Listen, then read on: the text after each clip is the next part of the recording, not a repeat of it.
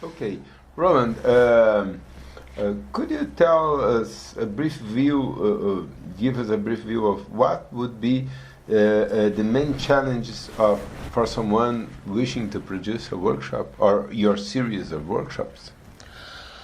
What the person needs to be focused. If they don't know how to sell, they would learn how to sell, but preferably they would have knowledge about this.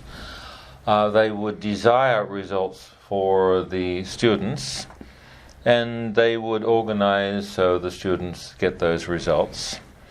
Now, considering that the human being has a great value of deep experiences in common, independently of how great any workshop is, mine or anyone else's, at aiding the human mind or being a good training for some skill, what the human body needs is deep experiences together.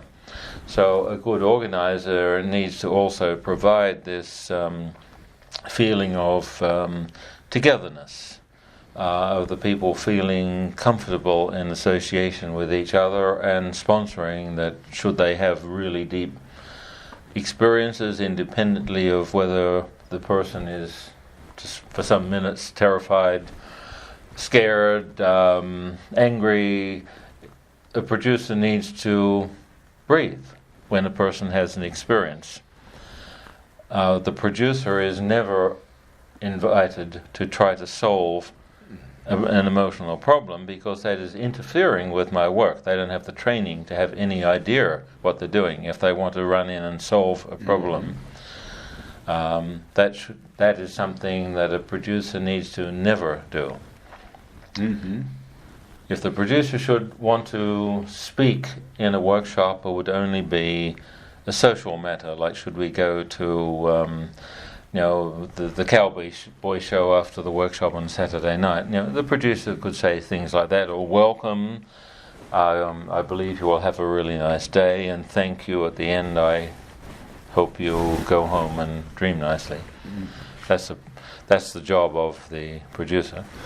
Regarding to the selling process, what pieces of advice would you like to give?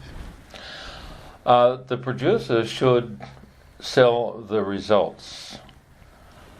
The producers that fail are the ones that try to explain me.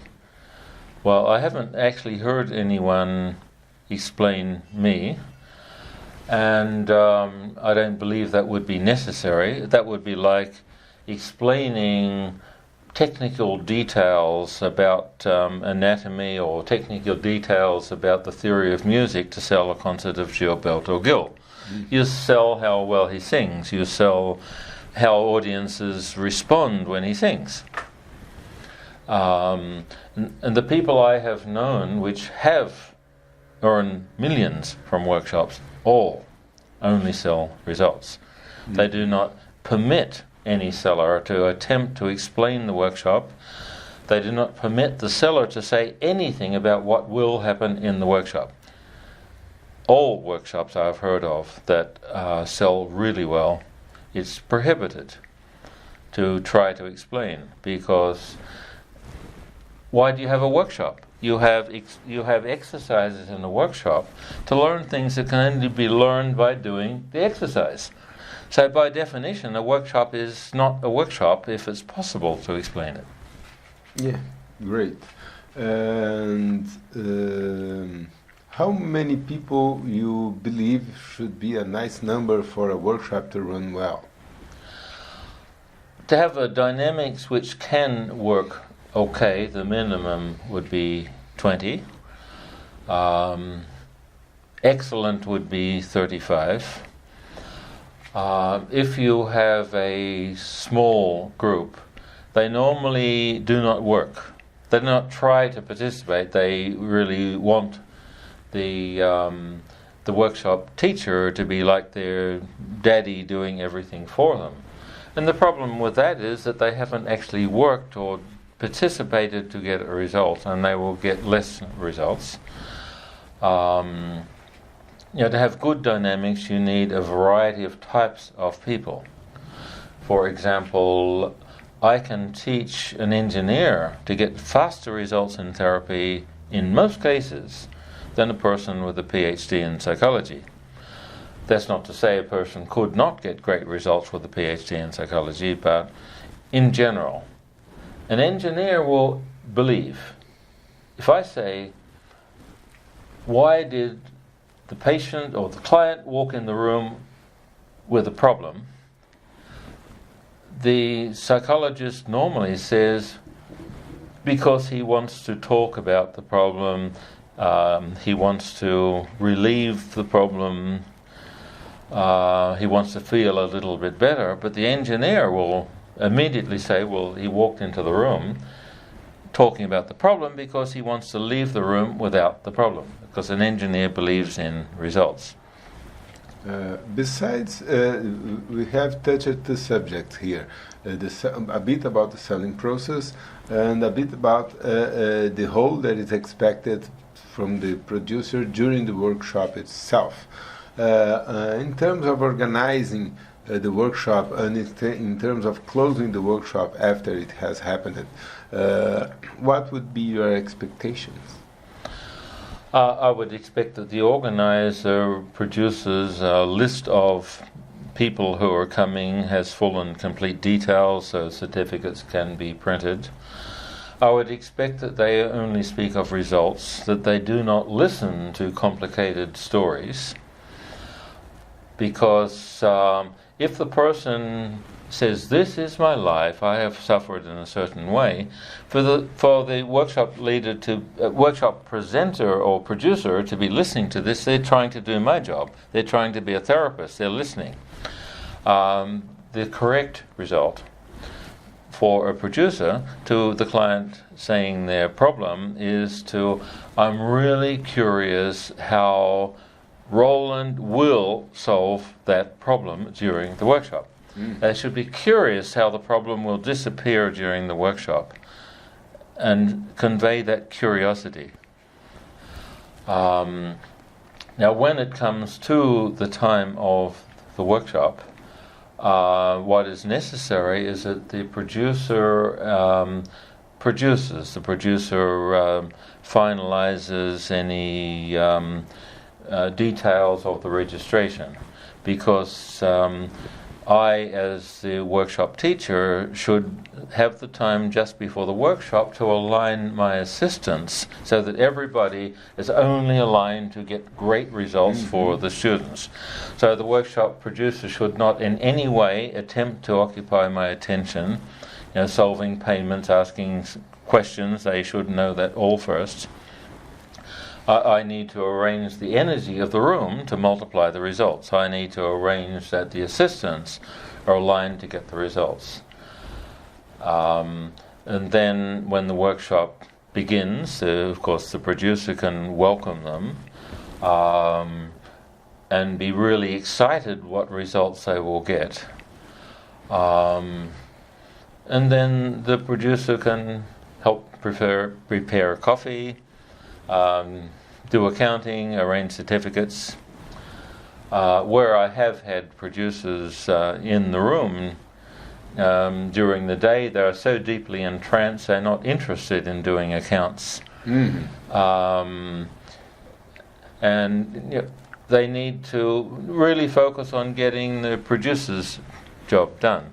Now, if the producer, for some reason, is invited to participate in the workshop as a student, they will be as a student, not as a producer. While doing exercises, they are not to say anything about running the course, or not to say anything to try to solve the course or to help with my teaching. They would simply be a student experiencing in the exercise. Okay. Would you like to give some other piece of advice to close it? Well, I believe there will be a few other factors in getting it to work. Now, one is that the thing that gets more students coming is students confirmed. Which means? Which means that if the workshop producer has a fear of selling and wants them to confirm sometime later, then you don't have a matrix of people confirmed. I have someone who was a certificate as an NLP trainer, he had a university certificate with an MBA, with a business as for teaching businesses how to run themselves. And yet his idea was that I arrive to his city and I start selling. And he arranged a meeting for prospective students to come, and in a large place which was a salsa dance studio. So I kind of hid round the corner to hear how he was selling me. Now he actually gave some really good introduction on what good results I get. And when some people said they want to buy, they want to register for the workshop, he said, well, wait till Rowland gets here on Thursday and come to his public lecture and then you decide. He was actively killing sales. Mm-hmm. By Christina Hall's standard, he wasn't an NLP trainer. He hadn't done an extra 100 hours of hypnosis practice. He hadn't done 200 hours of practitioner training, all of which you have to do before she gives a permanent certificate. But he had a certificate saying, I'm an NLP trainer too. But really, he had not mastered the subject, and he was killing sales. And which brings to, what's the point of him saying, you decide on Thursday? Should any organizer say, use your intuition? Like, what's the correct answer? In fact, I'll ask you.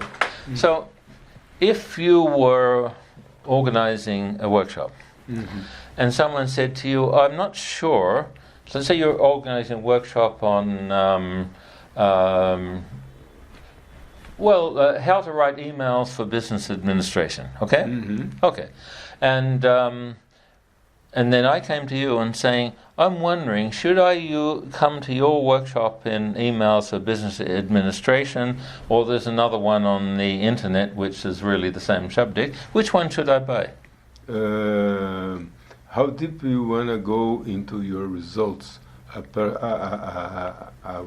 real workshop where you can exchange ideas with the teacher and with other students will always go deeper and faster than trying to do it by yourself on the internet. What is your choice? Okay, good. Now see, and if I were to say, should I do your workshop in email production, but there's another person with a full-page advertisement in the newspaper saying he does a really good one, should I go to his workshop instead? Which one, what would you suggest? I suggest that you do mine. Exactly. So, where the workshop producer says, use your intuition, which? What's the problem with that? You are losing the sale. You are allowing the person just to go in a moment that she's in doubt that she would come. You should ask him to come and say, well, our is extremely good, not because it has an advertisement, because it has an excellent teacher, because it has lots of experience, because you can get great results with us.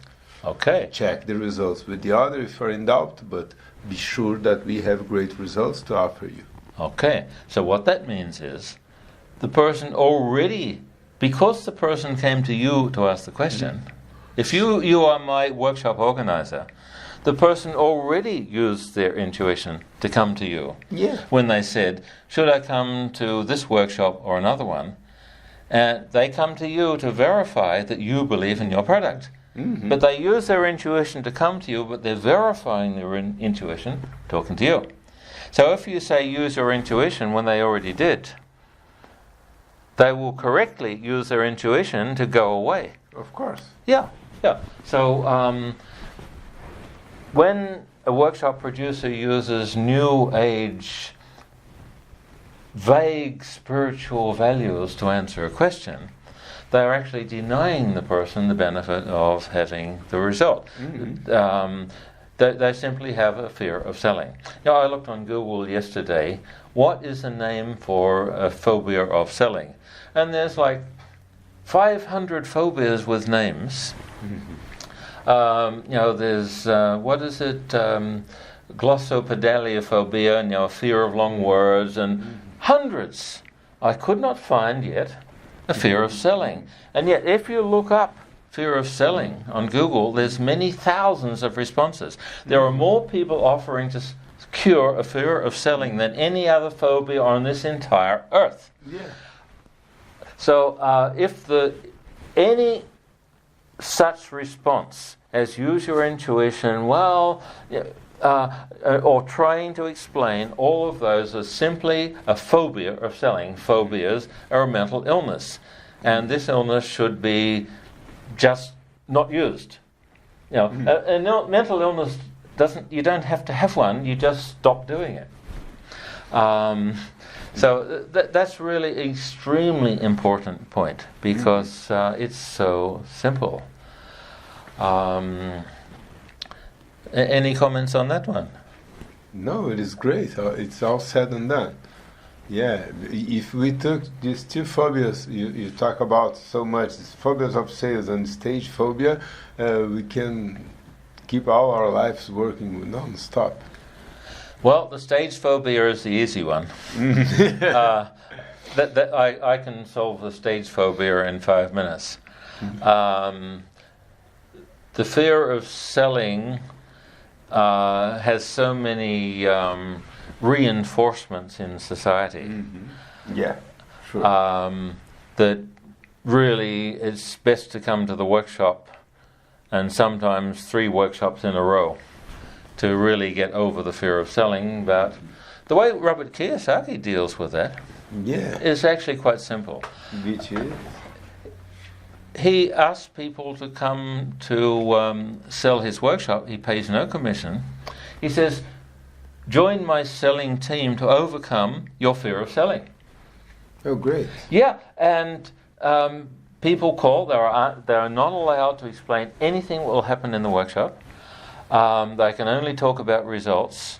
And he says that the fear of public speaking is worse than the fear of death, but the next fear is selling. So come and be one of my sales team and get over your fear. And they sell for him. He gets 150 students at an extremely high price.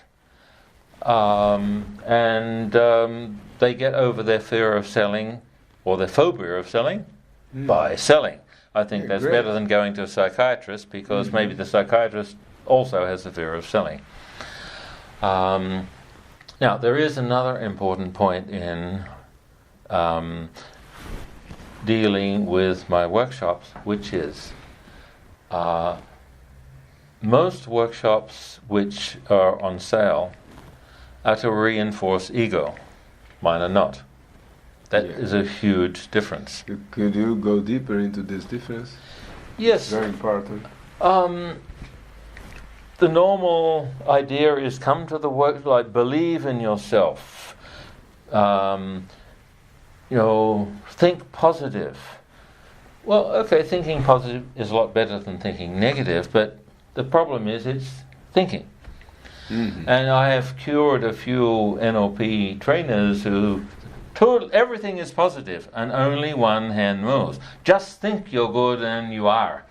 And only one hand moves. And the other side is sleeping. I only say this because I've cured it in them, and so I know the pattern. But by being one-sided, they are actually increasing a dissociation. And they say they're the greatest, but then people are not really wanting to hear this. Tony Robbins says the exact opposite. No, he is the greatest. And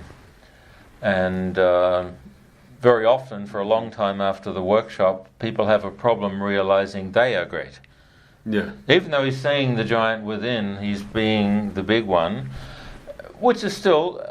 The show is really wonderful. You know, like you can do this too and say you're the greatest. Many people should do that for a week for therapy, just to say I am the greatest. You know, it's an exercise. It's a therapy exercise, but it's not really useful as a way of life.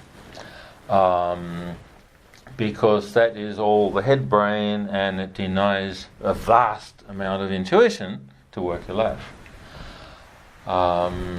So all of my workshops are to work on the entire system, where there's visceral intuition, like the type that Milton Erickson sponsored, or intuition from other dimensions or the field mind. And that will produce changes. Yeah. And that will produce changes as soon as the group starts to form. When the people decide to join the workshop, they are already changing. Yeah. I've also tested this when people decide to study civil engineering, they actually register to study medicine, their life actually starts to change. You know, a commitment to the future, to your own future, to really do something does start to make changes. Even if the workshop is not esoteric or intuitive, it's still a very important point to commit to creating something good with your life. But when there's a matrix of people committing, changes start to happen. And very often the workshop producer starts to feel this change happening. And sometimes gets lazy and goes into internal processes instead of producing a result. And they will actually get a much stronger personal change if they produce a successful workshop, because they become a better person by doing this. And then in the workshop they will also receive changes. By being selfish and focusing on their own self, they simply are damaging the workshop and actually damaging their own results, because they get better results by doing their job. One person who wasn't very successful in calling people for me because this person was focusing on personal problems, her own spiritual advisor said if she wanted to get the personal changes she is wishing, she would need to practice character development for at least 3 lifetimes before she would even begin to understand what I was doing. So she should not try to understand what I'm doing, but fill the workshop. Yeah, great. Do you consider your workshops expensive? No, I actually consider them quite underpriced. However, before I get old, I'm writing 17 books. I'm 71 years old now. And, Werner Erhard has introduced a brand new expensive workshop at the age of 91 in Japan some short number of months ago. I believe they're actually underpriced.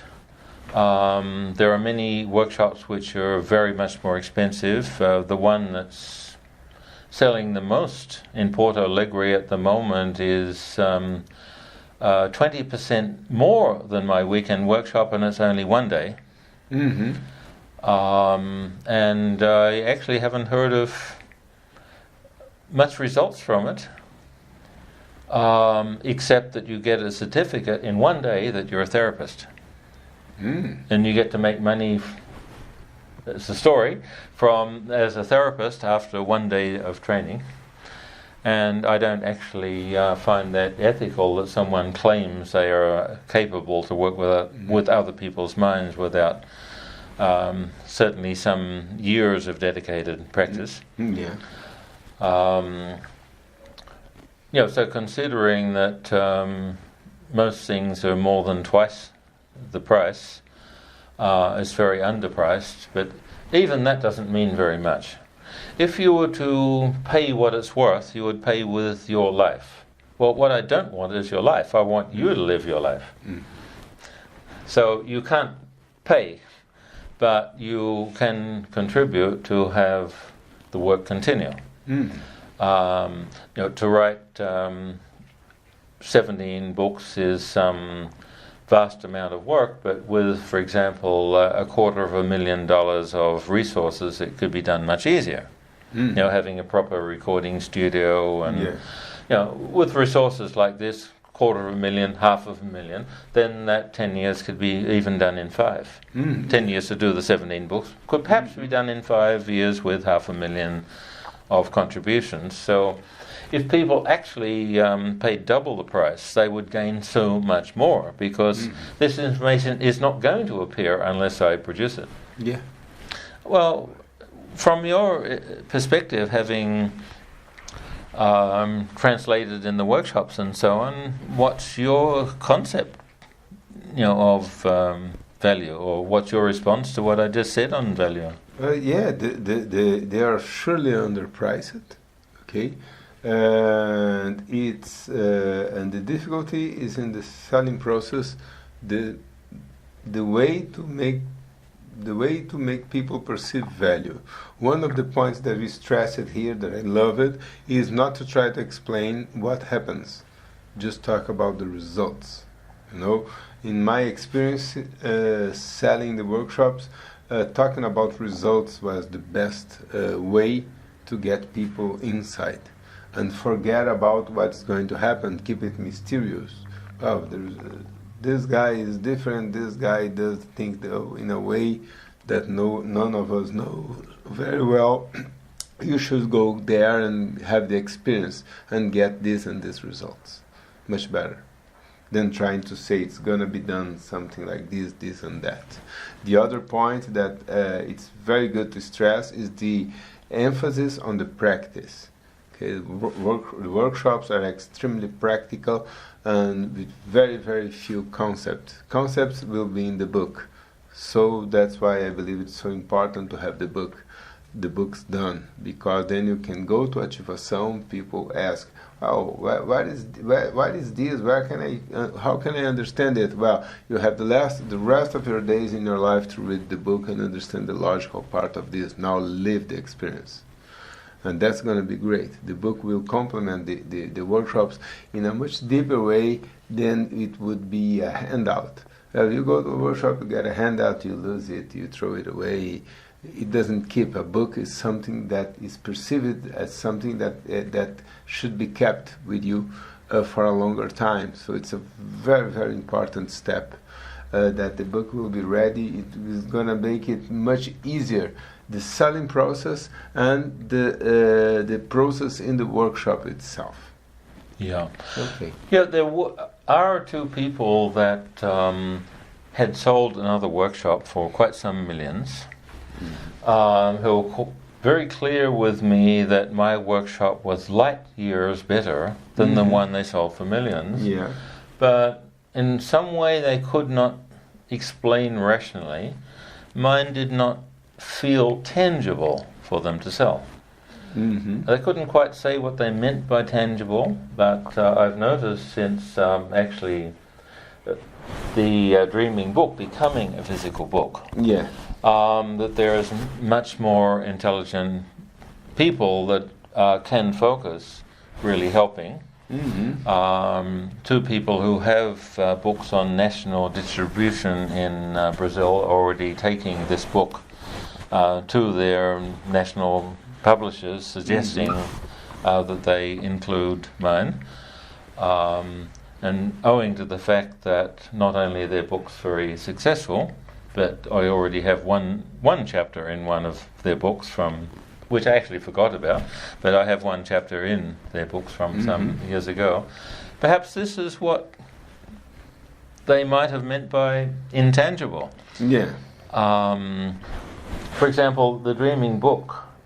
Many people looking at the cover, they feel the symbols, dreaming your way to emotional freedom, and they look at the back, learn to relieve yourself of the nightmares of everyday life by liberating negative emotions. Well, if some people just look at the front symbol and Oh, I think I'll relieve nightmares of everyday life. Yeah. And they start doing it even before they open the book. When it's a tangible book, it's like they're following the idea more than if I just said the same words.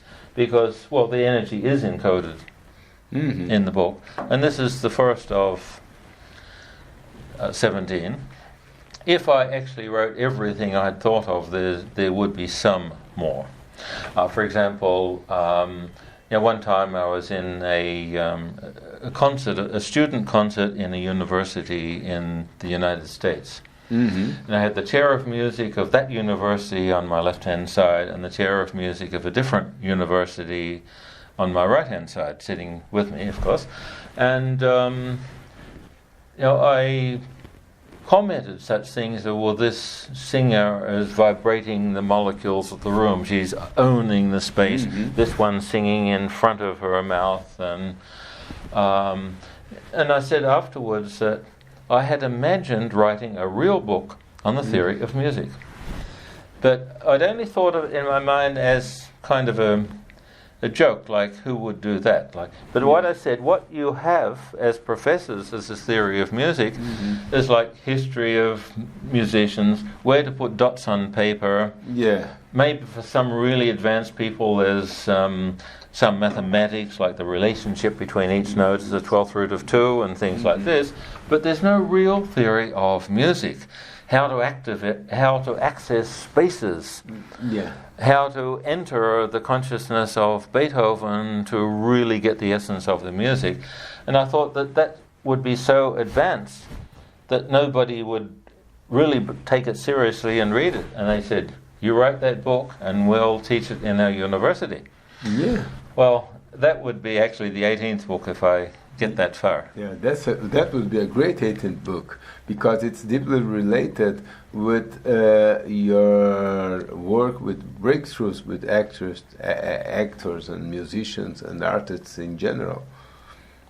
It's deeply related with the work in your personal sections dealing with breakthroughs. Well, the 17 books would take a 10-year plan if there is enough support and teamwork. Yeah. My favorite spiritual advisor, Chief Yuya Asan Ano, said I actually need a team because I'm doing the work of 8 people. Yeah. With such a team, maybe it could happen. Actually get to the one that I thought nobody would be ready for this century, which I thought last century, which was only 18 years ago. Yeah. The theory of music book, but that would just be an added bonus if I get that far. Yeah. When you get that far, it's going to be a nice bonus. And you see that you not only could write about the theory of music, but about breakthroughs in music and for actors, musicians, and as you said, fashion designers, actors, musicians, people wishing to go much further in their results and their performance in every field they want to work on. Yes, well, for example, in my genius workshops, I can have anyone move into, to some reasonable degree, the genius of Mozart, and many such people. And I normally don't try such as Paganini, as Beethoven, because it's totally too frightening for most people. Why would Beethoven be frightening? To actually move into his mind. Why should? Because there's such a huge depth of emotion with no explanation. See, people have emotions that are right and emotions that are wrong. Then to Beethoven, that would be like violins are right, the double bass is wrong. And there's nothing to explain. It's so raw and wonderful. But it's kind of terrifying. But I'm sure a symphony orchestra really needs this information. Yeah. Great. Will be a great book.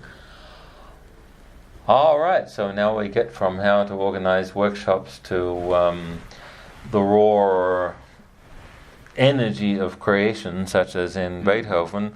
However, that is the basic challenge of someone organizing my workshops, that if they try to grasp that energy and try to understand it, it's like they grab a raging bull and want to explain the bull while they're holding its horn. It's actually better if they just sell the results of the workshop and let the rest happen. Okay.